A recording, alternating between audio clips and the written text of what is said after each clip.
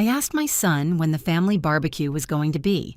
He answered, "Mom, it was yesterday. We forgot to tell you. There were only important people there." I stayed silent. A week later, he called me. "Mom, I need $10,000 urgent." I replied, "I forgot to tell you, I don't have it." Those words left me paralyzed in front of my kitchen sink. I had the phone pressed to my ear and I felt the air escaping from my chest, like when you get punched in the gut and you are not expecting it. "There were only important people," repeated David, my only son, with that casual tone you use to talk about the weather or to say you forgot to buy milk. Important. I was not important. I looked toward the table where I had left the large bowl with my famous homemade chili, the one David had loved since he was a child. I had prepared it that very morning, thinking about taking it to the family gathering. Next to the bowl was the gift I bought for Mason, my 7-year-old grandson, a remote control car I saw at the mall that cost me 3 weeks of savings, $80 that I set aside penny by penny from my pension. "Mom, are you still there?" David's voice sounded impatient, as if I were the one making a mistake. "Yes, son, I am here." My voice came out calmer than I expected, but inside something was breaking. It was not the first time they had left me out, but this time there was something different in his tone. Something that made me understand that it had not been an oversight. "Well, Mom, you know how Brittany is with gatherings. She wanted it to be something intimate, only close family." He paused. "Anyway, I have to go. I have to take Mason to his swimming lesson." "We will talk later." "Okay." He hung up before I could respond. I stood there frozen with the phone in my hand, watching how the purple hydrangeas in the garden moved with the afternoon wind.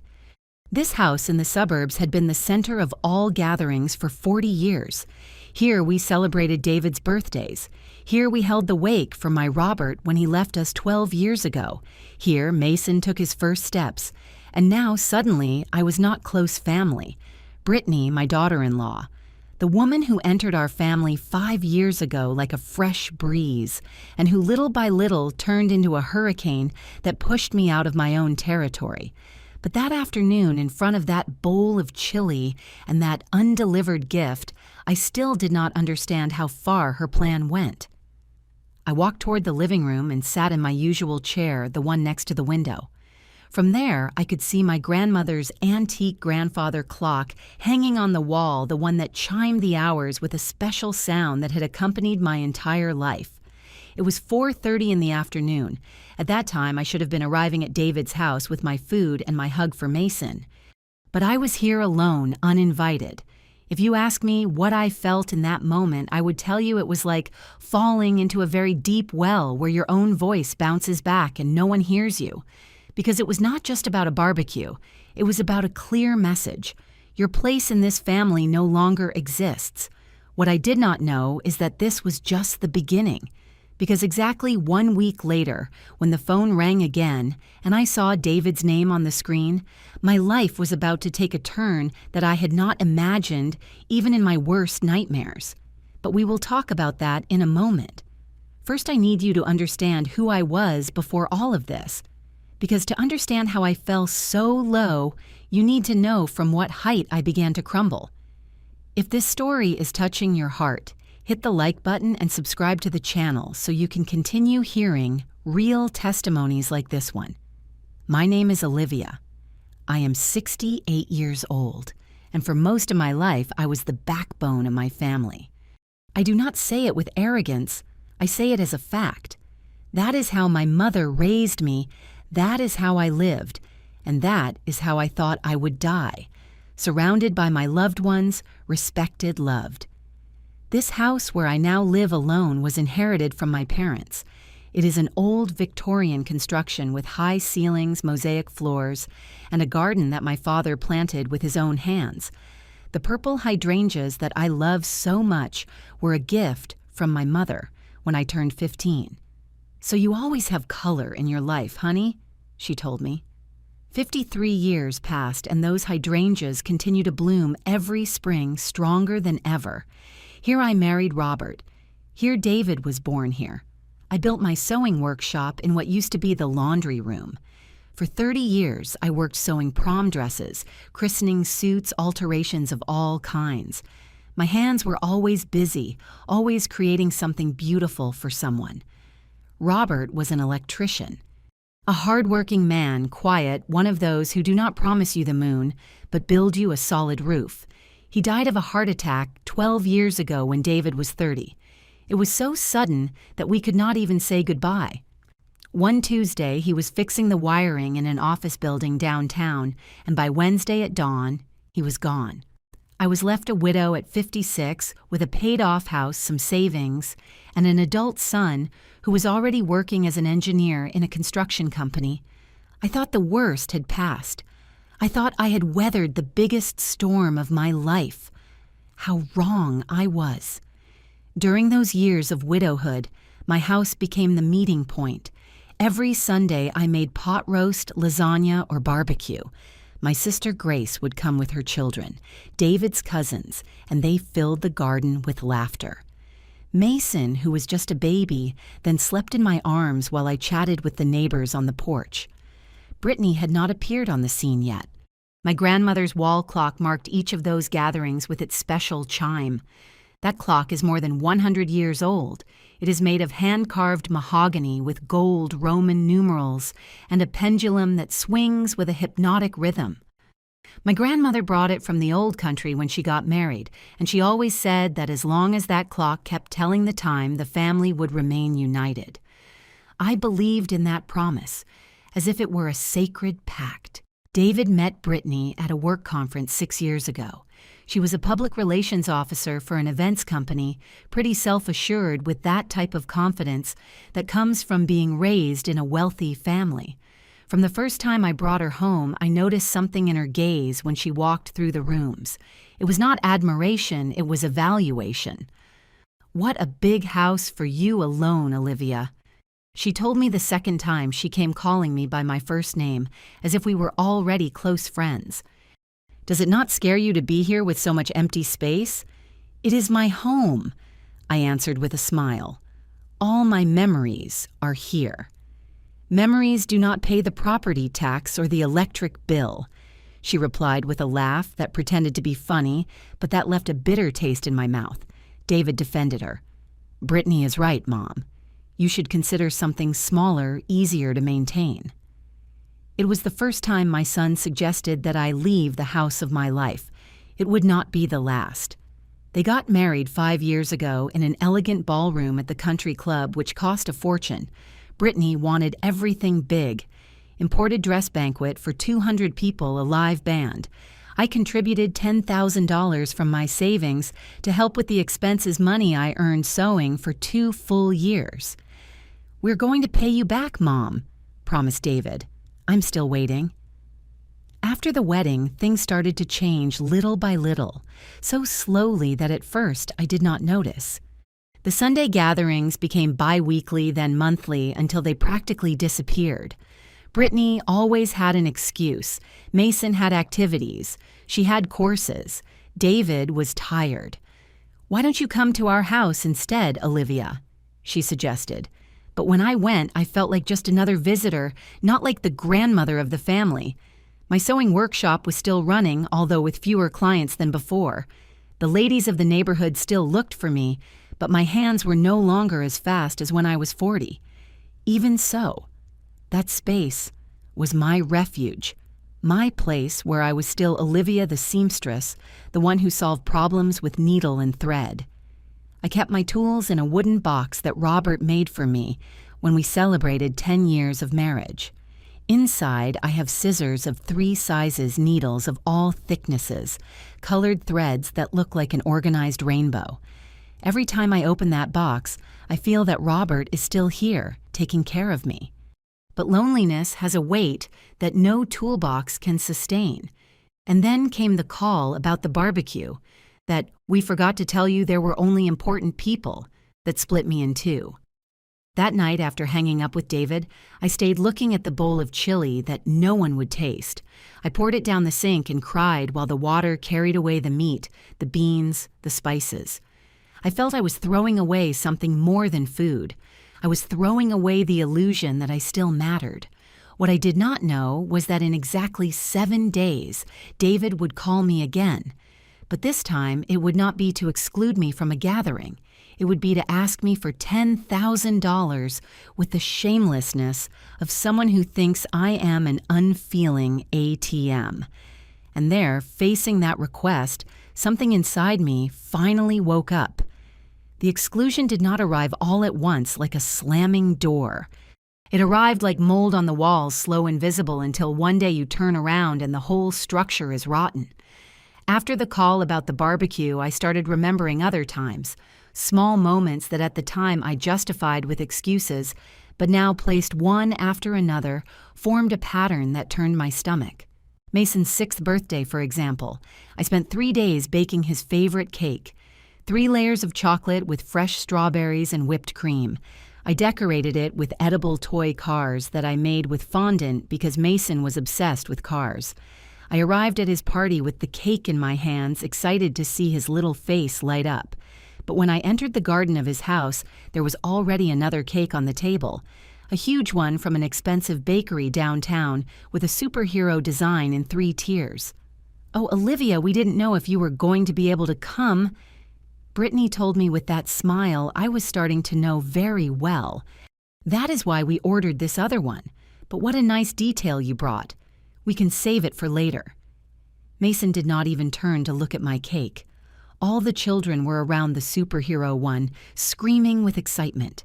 I stood there holding my homemade cake like a fool, feeling that my 3 days of work were worth nothing. "You didn't know if I was coming to my own grandson's birthday?" I asked David later when I found him alone in the kitchen. "It's just that you never confirm on time, Mom," he answered without even looking me in the eyes. Brittany needs exact numbers to plan things well. That was the first time I felt they were turning me into a problem to be solved, not the grandmother of the family. Then came Christmas last year. We had always celebrated Christmas Eve at my house. It was tradition.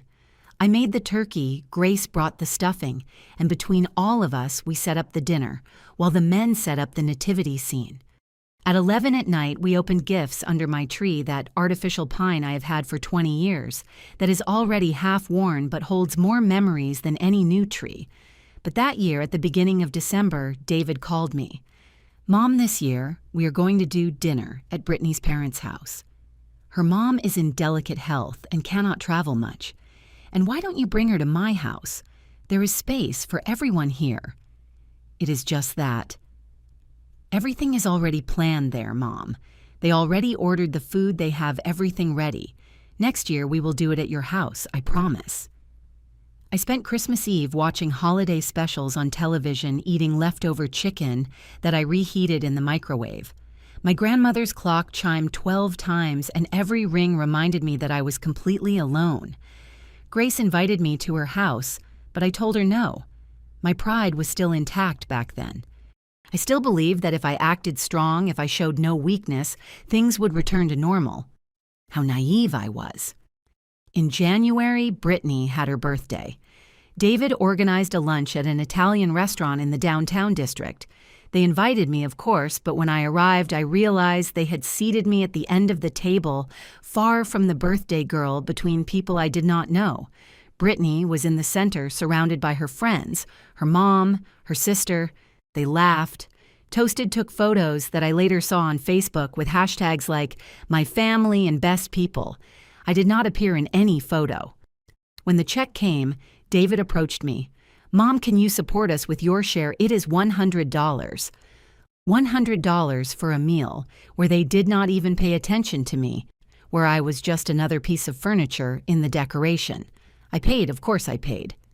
Because that is what mothers do, right? We pay, we stay silent, we endure, hoping that someday they will return to us, even if it is a crumb of the love we gave. But the straw that broke the camel's back was in March, 3 months before the call about the barbecue. Brittany organized a party at her house to celebrate her promotion at work. According to what I learned later from Grace, she invited 40 people, family, friends, co-workers. There was catering and open bar live music. I found out through Facebook. I saw the photos 2 days later. There was my sister Grace with her husband. There were David's cousins. There were Brittany's in-laws, her aunts, her friends. Even the neighbor from across the street was in the photos. Everyone except me. I called David, crying. I could not contain myself. "Why didn't you invite me?" There was an uncomfortable silence on the other end. "Mom, it's just that Brittany says you always make uncomfortable comments about her food and her way of decorating. She says you make her feel bad. We prefer to avoid the drama." "What comments? When have I said something bad?" "Well, one time you said her rice was too salty. Another time that her curtains were too dark. They are small things, Mom, but they add up." I was left speechless. Those were my great offenses. Casual comments that anyone makes in confidence. "Besides," continued David with a tone that froze my blood, "sometimes it is better for everyone to have their space. You have your life, we have ours." That night, I hugged the wool shawl my mother knitted before dying. I put it over my shoulders and rocked in my chair, looking at the dark garden, feeling like they were erasing me from my own family. The clock struck 11. Each chime rumbled in the silence of my empty house. And then just when I thought I had hit rock bottom, the phone rang 7 days after the forgotten barbecue. It was David. "Mom, I need $10,000 urgent." David's voice sounded different now. Urgent, needy. The same voice he used when he was a child and wanted something with desperation. "It is an investment opportunity I cannot let pass, Mom. A project from a coworker, safe. But I need the money this week. You know I always pay you back." I stayed silent, feeling the rage rising up my throat like hot lava. Always pays me back. The $10,000 I contributed for his wedding, he never returned. The $3,000 I lent him 2 years ago for the down payment on the car, not a dollar back. The $1,000 I gave as a loan for Brittany's dental treatment evaporated. And now, after excluding me from the barbecue for not being important people, he had the nerve to ask me for $10,000 more. "Mom, are you there? I need you to deposit it tomorrow morning to manage the transfer." Something inside me broke, but not like a plate that falls and makes noise. It broke like when an electrical wire snaps inside, silent, invisible, but definitive. "Son," I said with a calm that surprised even me. "I forgot to tell you that I don't have that money available. I only have money for important people." The silence on the other end was absolute. "What did you say?" "You heard me. I forgot to tell you, just like you forgot to tell me about the family gathering." "But Mom, this is serious. It is an investment." "It is not the same. For me, it is the same, David. For years, I have been important only when you need something. Money babysitting Mason, sewing a dress, lending my house. But for celebrations, for photos, for family there, I am not important people. Do not exaggerate. You have always been part of the family." "Oh, yeah. Then tell me, why didn't you invite me to Brittany's promotion party?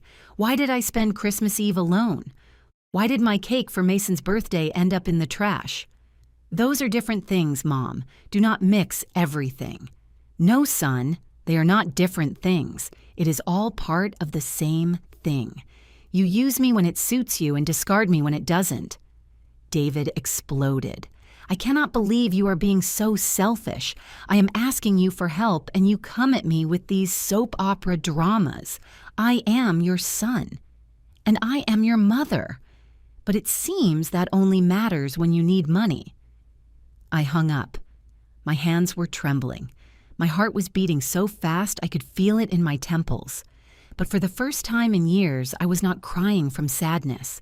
I was crying from rage, from indignation, from a strength I thought I had lost. The phone started ringing again. David. I let it ring until he got tired. Then I saw the WhatsApp messages coming in one after another. "Mom, don't be like this. Let's talk calmly. I swear this time I will pay you. Please, it is urgent. Brittany says you are being manipulative." That last message made me laugh so hard I had to sit down. Me, manipulative me, who gave everything without asking for anything in return. Me, who stayed quiet through every humiliation just to not cause problems. Me, who swallowed my pain so I wouldn't ruin their parties, their celebrations, their perfect life. I turned off the phone, and there, sitting in my living room, I started remembering all the times I was important to them. When Mason was a baby and Brittany had her weekend courses, which turned out to be trips with friends to the lake. Can you watch him for us, Olivia? We already paid for the hotel and there is no refund. I stayed with Mason from Friday afternoon until Sunday night. Diapers, bottles, sleepless nights. I was 63 years old then and my knees hurt from carrying the baby so much. When they needed me to sew Brittany's niece's dress for her prom. You sew so beautifully, Olivia, and the dressmakers charge a fortune. I spent 2 weeks working on that dress. Wine-colored taffeta, hand-embroidered on the bodice, perfect adjustments. I charged them only the cost of the fabric. They didn't even thank me when the niece won an award for the best dress.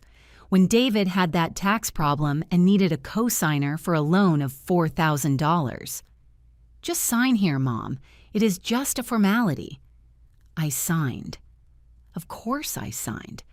Turns out it wasn't just a formality. David didn't pay 2 monthly installments and the bank started calling me. I had to pay $1,500 from my pension so they wouldn't sue me. And the list went on and on. That night, I counted in a notebook all the money I had lent them in the last 5 years.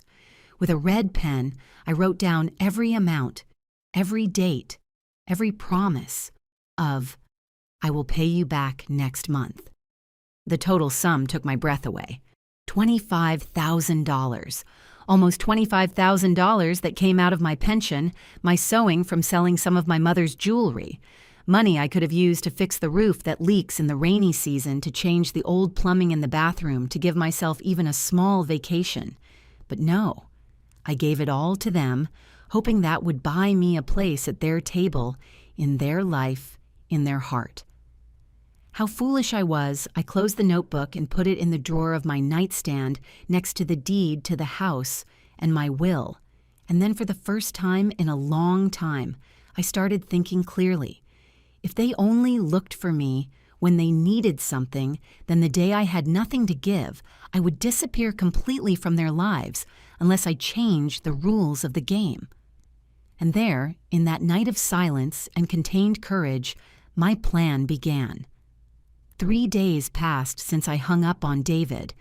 3 days where I ignored his calls, his messages, his attempts to make me feel guilty. Then he appeared at my door on a Wednesday afternoon. He rang the doorbell insistently, and when I opened it, his face was red with indignation. "Mom, we have to talk."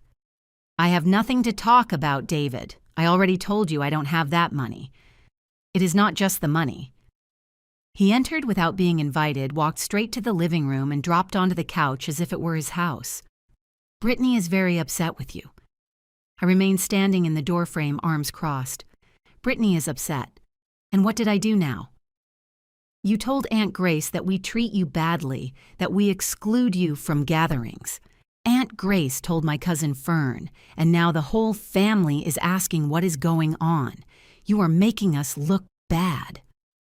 The laugh that came out of my throat sounded bitter, even to me. "I am making you look bad, David. You didn't invite me to the barbecue. You didn't invite me to Brittany's party. I spent my life alone. Does that not seem like making me look bad?" "Those are exaggerations of yours, I told you. Sometimes it is better to have separate spaces." "But when you need money or for me to watch Mason, then there are no separate spaces, right?" He stood up furious. "You know what Brittany was right about you. She says you are manipulative, that you play the victim to control us. She says that since we got married, you have tried to meddle in our relationship." Those words hit me like stones. Meddle, David. I have only wanted to be part of the family. I have only wanted to see my grandson grow. I have only wanted... Well, your way of loving is very toxic, Mom. The silence that followed was so heavy it could almost be touched. Toxic. My voice came out barely as a whisper. Taking care of your son when you two went on trips is toxic. Lending you money you never return is toxic. Sewing free dresses for your wife's family is toxic. It is not about that. Then what is it about son? Explain to me how I went from being your mother to being a problem that has to be solved. David ran his hand through his hair, frustrated. Look, Mom, I came to ask you to stop talking bad about us with the family. And about the money. Seriously, I need it. It is to pay some credit cards that piled up on us.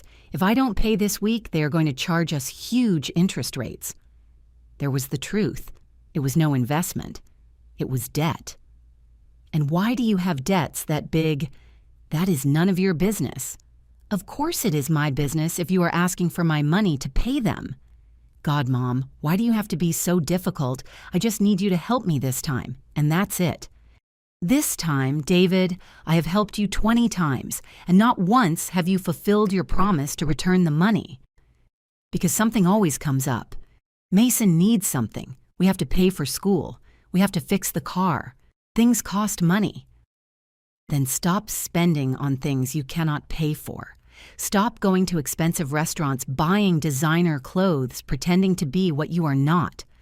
His eyes narrowed dangerously. You know what Brittany says, you are resentful because we have a better life than the one you had. She says that is why you always criticize us. That was too much. Get out of my house. What? I said for you to leave. Now. Mom. I said get out, David. And the next time you come, it will be because you really want to see me, not my wallet. He stood looking at me with a mixture of surprise and rage I had never seen in him. Finally, he took his keys and walked toward the door. Before leaving, he turned around. You know what Brittany told me when she met you, that you looked like one of those mothers-in-law who never let go of their children. And I told her no, that you were not like that, but I think she was right. The door closed and I was left alone in my living room, trembling from head to toe. I let myself fall into my chair by the window. The purple hydrangeas moved with the wind, indifferent to my pain. My grandmother's clock struck 5 times, and there, in that devastating silence, I understood something that split my soul. I had lost my son. Not to death, not to distance. I had lost him to a woman who convinced him that his mother was the problem, and he chose to believe her. I cried like I hadn't cried since Robert's death. I cried, hugging my mother's shawl that smelled of lavender and memories. I cried for all the years I gave without receiving, for all the times I stayed silent, not to cause problems, for all the humiliations I swallowed with a smile. But between the tears, something else was being born, a decision, a determination.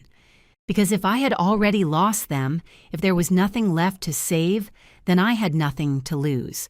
And a woman who has nothing to lose is the most dangerous woman in the world. That night, I took out my notebook again, but now I did not just write down the money they owed me. I wrote down every humiliation, every exclusion, every lie.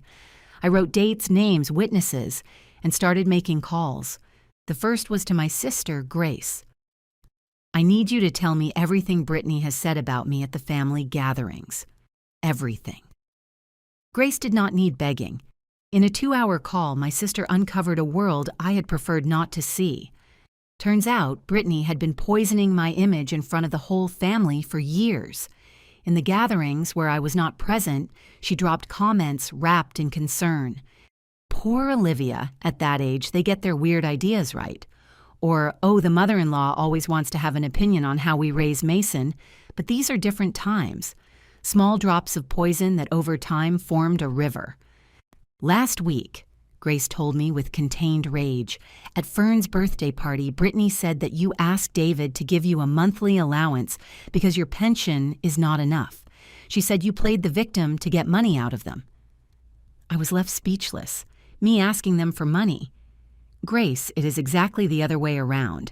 They are the ones who have taken almost $25,000 from me in 5 years.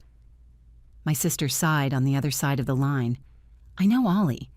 I have always known how the situation is. but Brittany is very good at flipping things. She has half the world eating out of her hand. That conversation opened my eyes. They hadn't just excluded me, they had defamed me. My own family believed I was a burden, a manipulator, a meddlesome mother-in-law, and I had been so busy trying to regain their love that I never defended my name. 2 days after that revelation, I received a message from David. Not a call, a WhatsApp message. Mom, I thought about it better. I know we had a disagreement, but you are my mother, and you have always been there for me. I need to ask you a huge favor. Can you lend me the $10,000? It is urgent. This time, I will sign a promissory note and pay you in 6 months with interest. Please. I read the message 3 times. I looked for the apology for calling me toxic. I looked for the acknowledgement of having excluded me. I looked for even a sorry for what I told you. There was none of that, only the request for money. I took my time to answer. In fact, I took 2 days. Finally, I wrote, "Son, I forgot to tell you that I allocated that money to other important things. I only have money for people who treat me with respect and value me. I hope you understand." The answer arrived in 30 seconds. "I cannot believe it. Seriously, are you going to do this to me?" "I am not doing anything to you, David. I am just applying the same rule as you, everyone with their own space. Remember." A wave of messages followed. First, he tried to make me feel guilty. "I am your only son, Mom. Are you going to let me fall like this?" Then he tried pity. "They are going to repossess the car if I don't pay." Finally came the attack. "Brittany is right. You are a resentful woman who cannot stand seeing us doing well." I did not respond to anything, but on the 3rd day I received a call from a number I did not know. I answered thinking it was a client from the workshop. "Olivia Ramirez." "Yes, who is speaking?" "I am Ernest Evans, an accountant. I am a friend of your friend Jacob. He asked me to call you." Jacob was David's godfather, an honest man who worked at a bank. "Tell me, Mr. Evans." "Look, your friend asked me to investigate something with discretion. Turns out your son and your daughter-in-law applied for a loan at the bank where I work. As part of the process, I reviewed their credit history." My blood froze. "And they have debts with 4 different credit cards. The total sum is $30,000. Also, they have a car loan overdue for 3 months. If they do not regularize their situation soon, the bank will proceed with the repossession." I felt the floor moving under my feet. $30,000. That is correct. And from what I see in the statements, most of that money went to trips, restaurants, clothes expenses that are not basic necessities.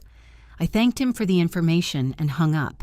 I sat at my kitchen table processing what I had just heard. They not only had huge debts, but they had built those debts living a life of luxury they could not afford. And now they wanted me with my widow's pension and my life savings to save their ship while they kept making holes in it. That night, I could not sleep. I stayed looking at the ceiling of my bedroom, listening to the tick-tock of my grandmother's clock from the living room. Each chime reminded me of my grandmother's words. "As long as this clock keeps telling the time, the family will remain united. But what family? A family where they used me as a bank. A family where they defamed me behind my back. A family where my own son preferred to believe his wife rather than defend me. No. That was not a family. It was an illusion that I had insisted on keeping alive.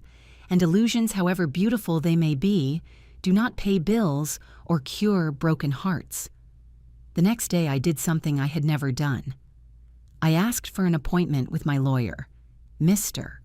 Davis attended me in his office downtown. He was a man of 60, discreet and professional, who had helped my family with paperwork since my father was alive. "Mrs. Olivia, how can I help you?" "I need to review my will and I need to protect my assets." The lawyer nodded and took out a folder. "Tell me what you have in mind." I explained everything, from the exclusions to the debts I discovered, from the loans they never returned to Brittany's defamation campaign. Mr. Davis listened without interrupting, taking notes. When I finished, he took off his glasses and looked at me with something that looked like respect. "Mrs. Olivia, what you are living is more common than you think. Many older adults are seen as ATMs by their own children. My advice is that you protect your assets now before it is too late. What do you recommend? First, change your will. Second, create a trust for your grandson.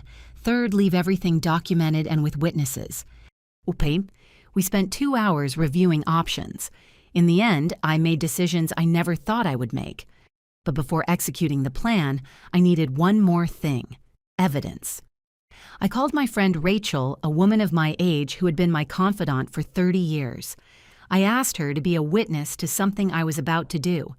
"What do you have in mind, Ollie?" "I'm going to record every conversation I have with David from now on. I need the truth to be documented." Rachel taught me how to use the voice recorder on my phone, and so armed with a legal plan and evidence that would accumulate, I prepared for the moment that would change everything. Because if I had learned something in these months of pain, it was this: love is not begged for, it is honored. And I had begged enough. Now it was time for them to learn what it meant to lose me. The following 3 weeks were of absolute silence between David and me. Not a call, not a message. It was as if I had died to them, too. But I was not sitting with my arms crossed. Rachel turned out to be an invaluable ally. Between the two of us, we started gathering proof as if we were detectives in a movie, only this was my real life. "Look," she told me one afternoon while we drank coffee in my kitchen, "if you are going to do this, do it right. You need it so no one can say you are inventing things." She was right. First, I took out all the bank transfer receipts I had made to them over 5 years. Each deposit was there in black and white. $25,000 that left my account to theirs. In none of them was there a receipt of return. Then I searched my workshop for all the sewing jobs I had done for free for Brittany's family. I found photos of the niece's prom dress, the cousin's christening suit, the curtains I made for their house. I calculated how much I would have charged if they were normal clients. $5,000 in free work. Then there was the time I watched Mason. Rachel helped me make a chronological list. It turned out that in the last 3 years, I watched my grandson for a total of 86 full days. If they had hired a nanny, it would have cost them at least $100 a day. That added up to another $8,600. "Do you realize, Ollie," said Rachel while we added it up, "you have given them the equivalent of almost $40,000 between money and services, and not a thank you in return." Seeing that number turned my stomach. But the most revealing part came when Grace, finally fed up with Brittany's lies, decided to help me.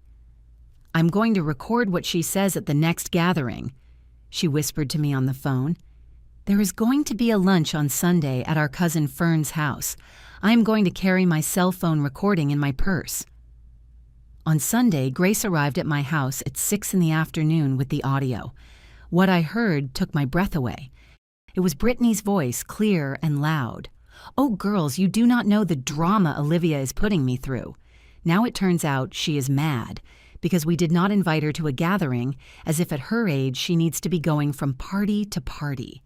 Daniel has explained to her 1,000 times that we need our space, but she just does not understand." Then another voice, which I recognized as my cousin Fiona. "But does she not ask you for money often?" Exactly, that is the worst part. She asks us for help with her expenses. She says her pension is not enough, and when Daniel tells her we cannot help her all the time, she goes into victim mode. It is exhausting. I had to pause the recording because my hands were shaking. "Keep going," Grace urged me. "Wait for what comes next." I hit play again. Brittany continued. "The thing is, Olivia never really worked. She only sewed every now and then. She does not know what it is like to have big responsibilities. And now she wants us people with children and real expenses to support her. But oh well, she is Daniel's mom. We just have to put up with her." Laughter in the background. That was Fiona. "Oh, friend, you have such patience." Brittany replied. Do not even get me started. The other day she wanted us to house sit for her because she was going to the doctor. Watch her house. She lives in a safe neighborhood. Nobody's going to rob her, but she is super dramatic about everything. More laughter. I stopped the recording. Grace hugged me while I tried to process the magnitude of the betrayal. They had not only stolen my money, they had stolen my reputation, my dignity, my truth.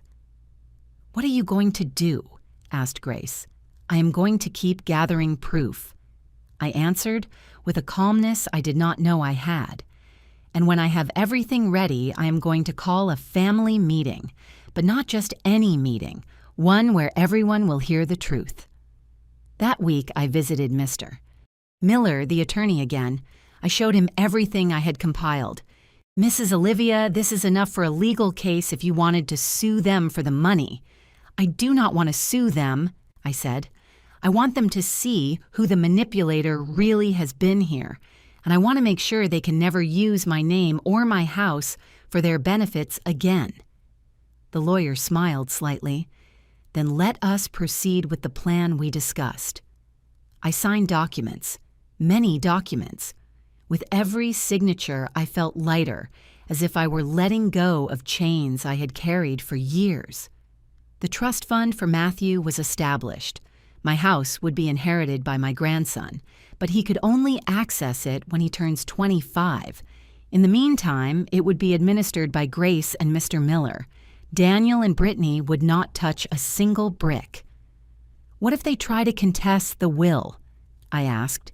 With all this documentation, it would be very difficult for them to win. Besides, we have witnesses to the situation of financial and emotional abuse that you have lived through. I walked out of that office with a thick folder under my arm and a weight off my heart. But the hardest part was missing. The confrontation. I decided it would be at my house on my territory. I would invite the whole family, Grace, Fiona, my cousins, the uncles, and of course Daniel and Brittany. I would tell them I had an important announcement regarding my will. That would make them come running, thinking I was finally going to leave them everything. What a surprise they were in for. I prepared the invitations with care. A simple group text message.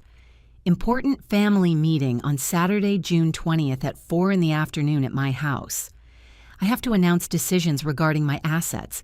It is important that everyone is present. The responses arrived almost immediately. Grace, I will be there, sister. Fiona, so much intrigue, Auntie. See you there. And the message I was waiting for from Daniel. We will be there, Mom. Is everything okay? I replied with the same coldness he had used with me so many times. Everything is perfect, son. See you on Saturday. I spent the following days preparing my house.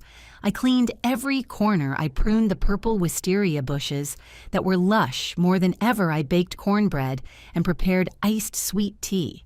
Not because I wanted to impress anyone, but because I wanted them to see, perhaps for the last time, what my house was like when there was love and dignity in it.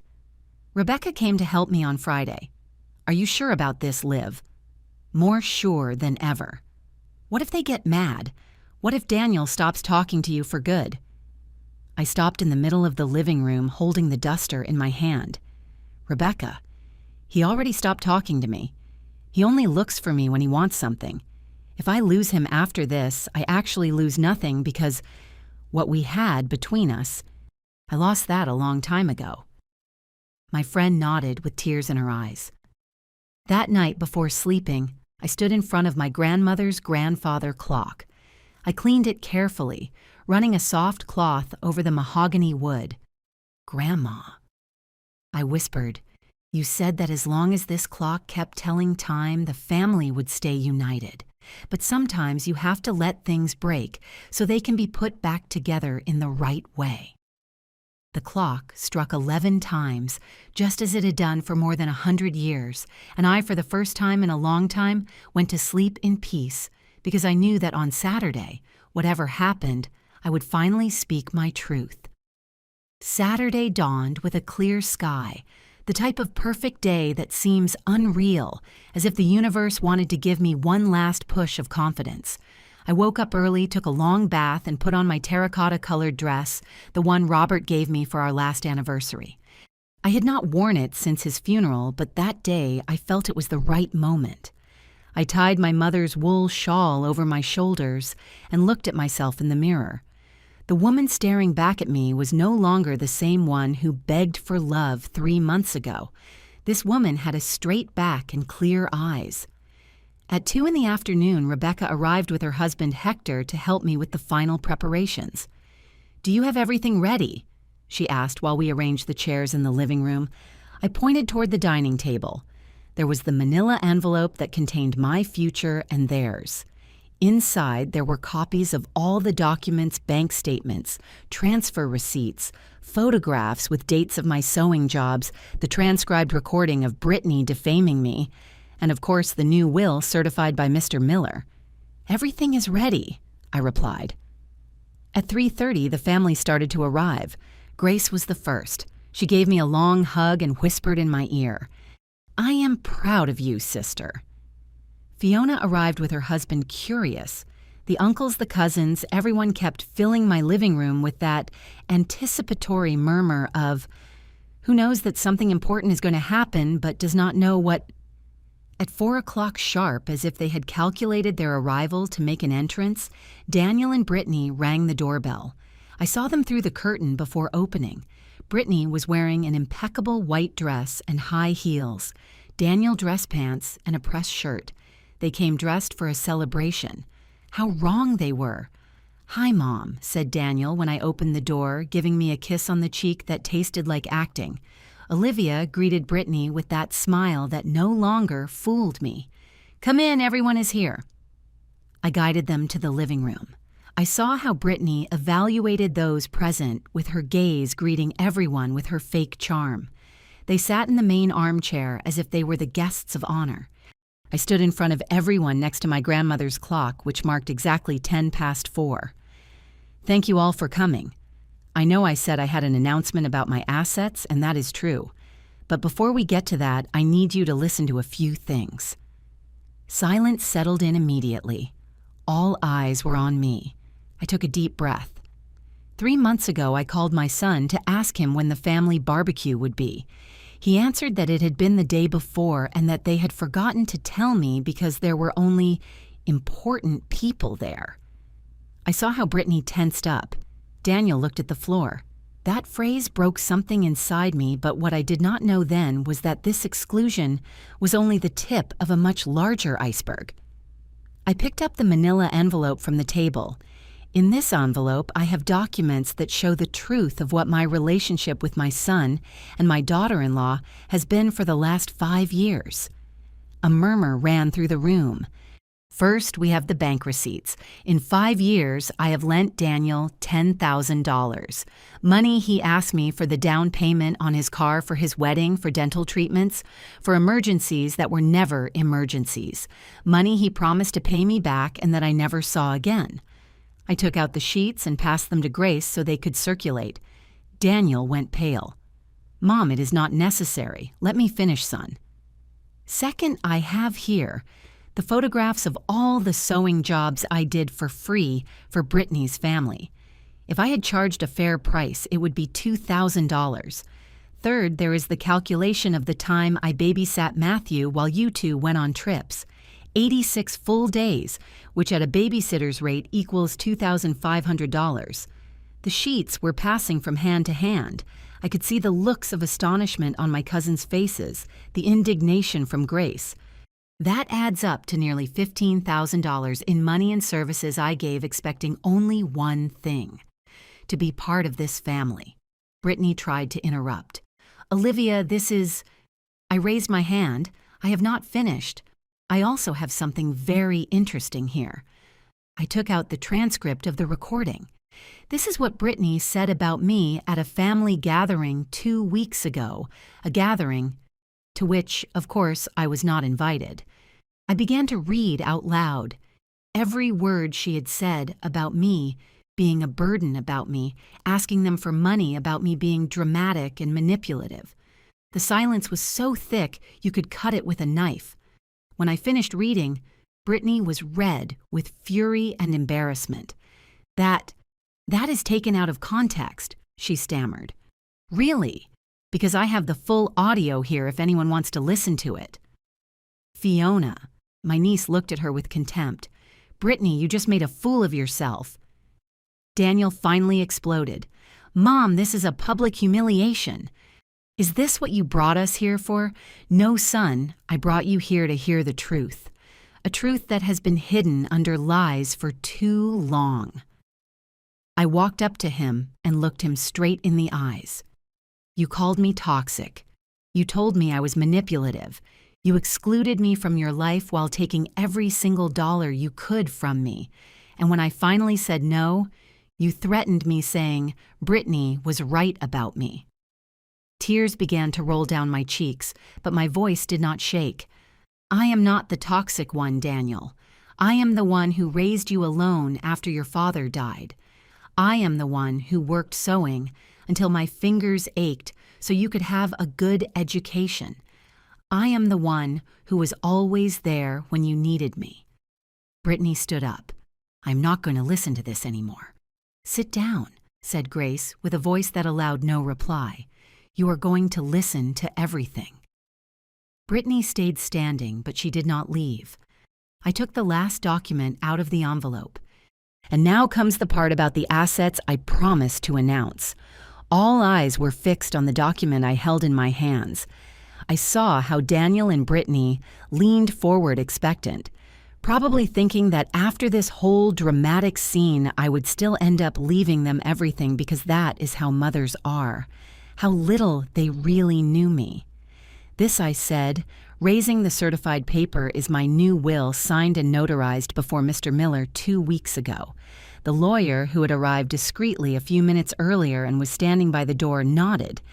In this will, I have made very important decisions about my assets, and I want everyone to know them, so there is no confusion in the future. Daniel swallowed audibly. My house. This house I inherited from my parents, and which has been the home of this family for 3 generations, will be inherited entirely by my grandson, Matthew Cortez. The silence was broken by Brittany's exclamation. What let me finish? The house will be placed in a trust administered by my sister Grace and Mr. Miller until Matthew turns 25. At that moment, he will decide what to do with it. Meanwhile, I will live here until my death, and afterwards the house will remain under legal custody until my grandson reaches the stipulated age. That is unfair, screamed Brittany, completely forgetting her composure. Daniel is your only son. It is his right. A right is earned with respect and dignity, not with humiliations and lies, I replied calmly, and if you allow me to continue. Daniel was pale as a ghost, but he said nothing. Second, my grandmother's antique clock, this piece that has marked our family's hours for over 100 years, will not be inherited by anyone in particular. It will be donated to the local history museum downtown, where all family members can visit it, but no one can sell it or claim it as their own. I saw how Brittany's eyes filled with tears of rage. I knew she had already planned to sell that clock. A piece like that could easily be worth $5,000 or more in the antiques market. Third, regarding the $10,000 that Daniel owes me, I have decided to forgive that debt. Daniel looked up hopeful. But I continued that forgiveness comes with a condition. This is the last thing you will receive from me in financial terms. There will be no more loans, no more financial aid, no more free sewing jobs. From this moment on, our relationship will be strictly family, not financial. Mom Daniel started, I have not finished. Fourth, I have established a savings account for Matthew's college education. $1,500 that I set aside from my pension over the last year. That account can only be accessed by him when he turns 18 and solely for educational expenses. Neither you nor anyone else can touch that money. Grace was smiling with pride. Fiona and the uncles nodded in approval. And fifth, I have established a visitation schedule with my grandson, a supervised video call every week for 30 minutes, and an in-person visit of 2 hours every 15 days here at my house. These visits will be supervised by Grace or by Rebecca to ensure they actually happen and that Matthew is okay. Supervised, Brittany exploded. Now it turns out, you do not trust us as parents. No, I replied, looking her straight in the eyes. I do not trust you as intermediaries between my grandson and me. For 3 years you have used Matthew as an excuse to ask me for favors, but you have denied me real access to him. That is over. Mr. Miller stepped forward. Everything Mrs. Olivia just mentioned is legally documented and certified. Any attempt to contest these provisions will be very difficult to sustain in court, especially with all the evidence she has compiled of financial and emotional abuse. Brittany stood up abruptly, her heels clicking against the tile floor. This is ridiculous. Daniel, let's go. We are not going to stay here to listen to your mother humiliate us. But Daniel did not move. He was sitting with his head in his hands. Daniel, I told you we are leaving. Wait, he murmured. For the first time since all this started, I saw something in my son's eyes that I had not seen in years. Shame. He stood up slowly and looked at me. Mom, I did not know you felt that way. The bitter chuckles of several people in the room resonated at that statement. You did not know, asked Grace incredulously. You did not know that excluding your mother from family gatherings would make her feel bad. You did not know that asking her for money constantly without paying her back was wrong. Daniel opened his mouth, but no words came out. I walked closer to him. Despite everything, he was still my son, the boy I carried in my arms, whom I nursed when he was sick, whom I comforted when he cried. Daniel, I love you. That is never going to change.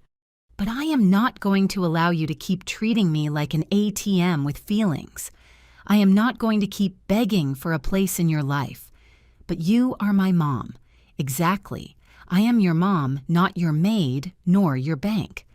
And it is time you understand the difference. Brittany grabbed Daniel by the arm. You heard what she wanted to say. Let's go. But before they could take a step, Matthew ran in from the garden where he had been playing with Fiona's children. Grandma Olivia. My heart melted upon seeing him. My 7-year-old grandson, with his bright eyes and uncomplicated smile, hugged my legs. Can we eat the cornbread you baked? It smells so good. I crouched down to his level and hugged him tight. Of course, my love. Go with your Aunt Grace to the kitchen. She will give you a piece. Are you not coming? In a moment. First, I have to finish talking to your dad. Matthew ran off toward the kitchen, oblivious to all the tension in the room. When I turned back, Brittany was looking at me with pure hate. This is not going to stay like this, Olivia. You are going to regret humiliating us in front of the whole family. The only thing I regret, I replied with a firm voice, is having stayed silent for so long, having allowed you to treat me the way you did, having put your comfort before my dignity. I turned toward everyone present. I want all of you to be witnesses to what was said here today. Because I know Brittany will try to flip this story, make me look like the bad guy, but now everyone knows the truth. Murmurs of support ran through the room. Fiona stood up. Aunt Olivia, everyone here is with you. What you did today took a lot of courage. Grace walked over and took my hand. My sister is right. It was about time someone put a stop to this abuse. Daniel finally spoke with a broken voice. Mom, I need time to process all this. You have all the time in the world, son, but if you want to have a relationship with me again, it is going to be on my terms, with respect, with honesty, without manipulations. Let's go, Daniel, insisted Brittany, pulling on his arm. This time, he let himself be led away. I watched them walk toward the door. Before leaving, Daniel turned back one last time. Can I come talk to you this week? You can come whenever you want, son, but only if you come to really talk, not to ask for money. He nodded and left. When the door closed behind them, I felt all the weight of the last few months finally lifting from my shoulders. My grandmother's clock struck 5 times, and for the first time in a long time, that sound brought me peace instead of sadness. The days after the family meeting were strange. A different silence filled my house, but it was no longer the silence of loneliness. It was the silence of peace. Grace came over every day to drink coffee with me. Fiona called me to tell me that the whole family was on the side of truth. Rebecca practically moved into my house during that first week, making sure I was okay. From Daniel, not a word for 5 days. Until Thursday afternoon, he appeared at my door alone without Brittany. He had swollen eyes, as if he had not slept well in days. "Can I come in, Mom?" I stepped aside without saying anything. We sat in the living room in the same spot where I had exposed all the truths. My grandmother's clock showed 4 in the afternoon. Daniel rubbed his hands nervously. I had to kick Brittany out of the house for a few days. I looked at him surprised. After the meeting, we went home and fought for hours. She said you were manipulative, that all this was theater to make her look bad. But I could not keep believing her anymore. His voice cracked. I was reviewing our bank statements. You were right about everything. The debts, the unnecessary expenses, the way we were living beyond our means. Brittany had told me we were fine, but we are about to have the car repossessed and possibly the house. And you just realized this. I realized it before Mom, but I did not want to see it. It was easier to believe her to blame you, to justify everything with excuses. He wiped his tears with the back of his hand. I called Aunt Grace. I asked her if everything you said was true. She confirmed every single thing. The times you supposedly spoke ill of me to her never existed. It was all Brittany defaming you and I let her do it.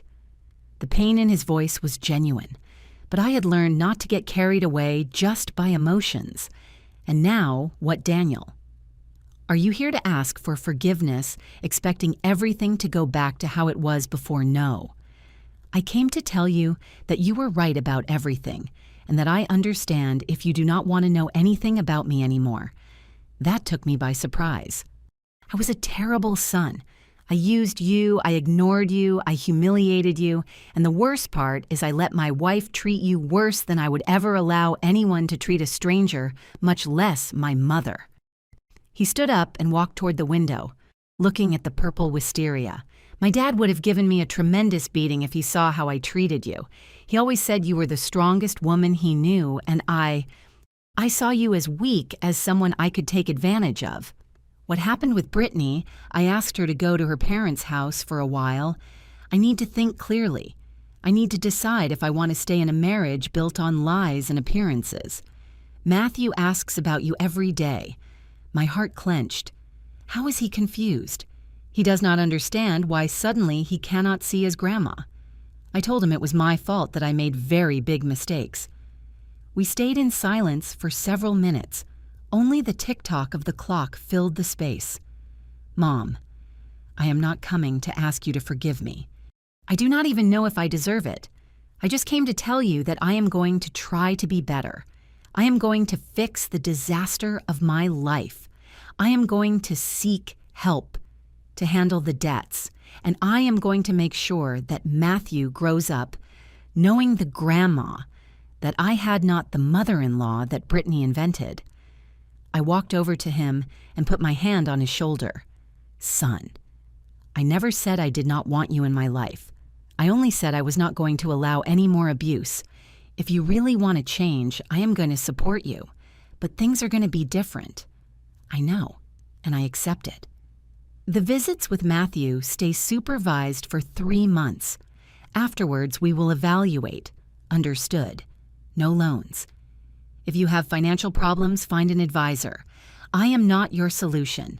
I will never ask you for money again, Mom. I swear it on my dad's memory. And about Brittany, that is your decision. But if you two stay together, she is going to have to earn my respect again. It is not going to be automatic. I understand. She has a lot to change, and if she cannot do it, then I will have to make difficult decisions. I hugged him. My son, my only son. broken, regretful, but finally seeing the truth. I love you, Daniel. I am always going to love you, but love does not mean allowing them to destroy you. I love you, Mom, and I am sorry. I am truly so sorry. We cried together, a cry that washed away years of pain, lies, and misunderstandings. When he left that afternoon, I felt different, not completely healed, but on the right path. 6 months later. Saturday morning dawned fresh. I put on my sewing apron and opened the windows of my workshop to let the air in. There was a group of 5 ladies from the neighborhood waiting in my living room. They were my new students. After everything that happened, I decided to turn my workshop into something bigger. A space where women of all ages could learn to sew, but also where they could talk, support each other, share their stories. "Good morning, ladies," I greeted them as I entered with a tray of fresh coffee and pastries. "Good morning, Teacher Olivia," they answered in unison. That is what they called me now, teacher. I liked it. While I taught them how to do the perfect hem on a skirt, I heard the front door. Grandma. It was Matthew. Daniel walked in behind him, alone. Brittany and he had separated 3 months ago. It was a difficult but necessary decision. She refused to accept any responsibility for what she had done, and my son finally found the courage to draw a line. My love. I left the fabric and ran to hug my grandson. Grandma. "Look what I made at school." He showed me a drawing of a house with purple wisteria. "It is your house." The teacher said to draw our favorite place. My eyes filled with tears. It is the most beautiful drawing I have ever seen in my life. Daniel smiled. He looked different, thinner, a little tired, but with clearer eyes. "Can I talk to you for a moment, Ma?" I left Matthew with the ladies who received him with sweets and attention and went out to the garden with my son. I got a second job, he told me, at night as a project consultant. It is heavy, but with that, I will be able to pay off the debts in 2 years instead of 5. I am glad you are taking responsibility. I also started therapy. The psychologist has helped me understand many things about how I behaved with you, about how I let Brittany manipulate me about everything. I hugged him. "I am proud of you, son. Mom." I know 6 months have passed, but I want you to know that I think about what happened every day, and every day I work to be the son you deserve. You already are, Daniel. The simple fact that you are trying to change already makes you the son I always knew you could be. My grandmother's clock struck 11 times from inside the house. Matthew ran out to the garden. "Grandma, the ladies say you are teaching them to make embroidered coasters like yours. Can I stay and watch?" "Of course, my love." The 3 of us went back inside. Daniel sat in a corner watching how I taught. Matthew was fascinated with the colored threads. That afternoon, after everyone left, I stayed alone in my workshop. I took my mother's wool shawl and put it over my shoulders. I walked toward the living room and stood in front of the empty space on the wall where my grandmother's clock used to hang. I had donated it to the Historical Society Museum last week in a small ceremony. The whole family was there. Father Lawrence said some beautiful words about the importance of preserving family memory without clinging to objects, and although that clock was no longer on my wall, I could hear its chimes in my memory. Every ring reminded me that my grandmother was right. The family stays united, not because of a clock, but because of love, respect, and dignity. I looked out the window toward the purple wisteria swaying in the wind. My house was no longer the center of big gatherings like before, but it was something better. It was a refuge of peace, a place of teaching, a space where my dignity lived intact. Daniel came every Saturday with Matthew. We sat down to eat. We talked about life, about challenges, about dreams. There were no more secrets, no lies, no manipulations, only real conversations between mother, son, and grandson. Grace organized small family gatherings once a month. Everyone respected my space and my time. And me, I had finally learned that true love is not begged for nor bought with money or favors. True love is honored with presence, respect, and coherent actions. I sat in my chair by the window, the same one where I cried so many nights of loneliness. But now when I sat there, I did not feel sadness. I felt gratitude. Gratitude for having found the courage to say no. Gratitude for having defended my dignity when everyone expected me to stay silent. Gratitude for having realized that it was better to be alone with peace than accompanied by pain. The afternoon sun came through the window, illuminating the colored threads in my workshop. Tomorrow I would have new students. Next week, Matthew would come to stay for the whole weekend, something Daniel proposed, and which I accepted with clear conditions. Life continued different from how I had imagined it, but infinitely better than the nightmare I woke up from 6 months ago. I closed my eyes and breathed deeply, feeling my mother's shawl on my shoulders, imagining my grandmother smiling at me from wherever she was. "I did it, Grandma," I whispered. I recovered my dignity, and in that moment of perfect silence, I knew that was the best inheritance I could leave Matthew. Not a house, not an antique clock, but the example of a woman who learned to value herself.